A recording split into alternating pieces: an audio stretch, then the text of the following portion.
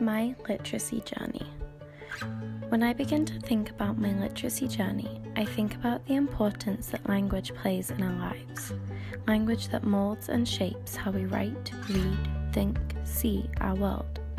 All of these ideas that I have about literacy began with a small seed. Everything begins with a seed. My seed is my family, my parents, continuing learners that planted me in learning, in school or otherwise. You see, they read to me. They read, and they read, and they read. They read, I'm going on a bear hunt, and the tiger who came for tea. They read Each Beach Pear Plum and Foxy and the Noisy Night. They read Paddington Bear, and they read The Very Hungry Caterpillar. As my roots began to ground me, providing me with a foundation to soak up new things, I visited the library every week. Mum and I would choose 6 books, go home, show Dad. Preschool, letter printing, show me how to put who I am. Printing a wobbly name on a blank white sheet sliced by thick black lines. From beneath the rich soil, visible growth broke through. School, a love for stickers, gold stars, new friends. Assistants led me to a little library, high up shelves, one new book, week after week. Pushed through the soil, persevered to grow taller, full sentences, vocab on hard wooden floors. Dad would correct me, cheating, he'd look at the answer. I had become a seedling, confident, resilient.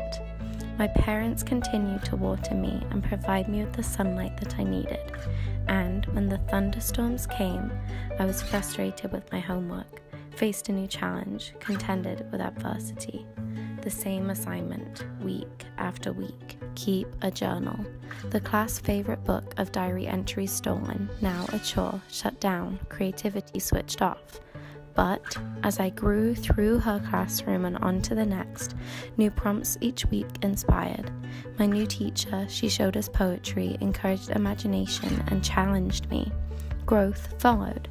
As a young tree, more sturdy, I read for myself again, like Judy Moody in A Series of Unfortunate Events, and The Highwayman instilled a love of poetry and my first experiences reading about love and loss and tragedy.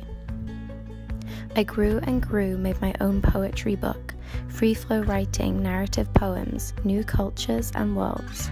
As I grew, so did love for language, reading buddies, opportunity, ESL, sounding out, slowing down, breaking apart.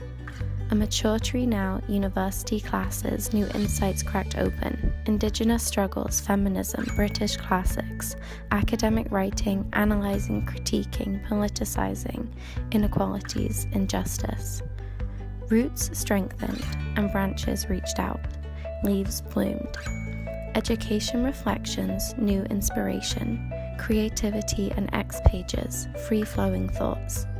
Children's books, kindergarten readings, all eyes on me, eyes and minds captured, important messages, providing an alternative viewpoint, representation, diversity. Strange, personal journal writing, seasons changed, so did I, creative sharing, reading, taking. My hope is to plant seeds like my parents planted me. I hope to grow and nurture my students. Because of my literacy journey, I appreciate the weight of words and language. I grasp that the way I read the world is because of my language and literacy and privilege. Language is a basis for culture. It orients us in the world, a lens, it contours our worldview. Some words don't have an English representation. These words represent worldviews and cultures and ideas that I, in the English-speaking world, just can't quite hold on to. Like the Russian toska, which is sort of like being lovesick, but that doesn't do it justice. It's a depression and a longing, and comes from nostalgia and love. Or hygge in Denmark, which many say means cozy, only it has so much more depth to it than that. It's a way of living and enjoying and cooking, and it's family and coping through the long winter. These words have a weight that I am unable to carry. I have 3 words that I strive to be. Because words are important, they have a certain weight and responsibility that comes with them, and how we choose to use them. I want these ones to define me: grace, nurture, resilience. Gracefully, I will be patient and kind with my words and my actions.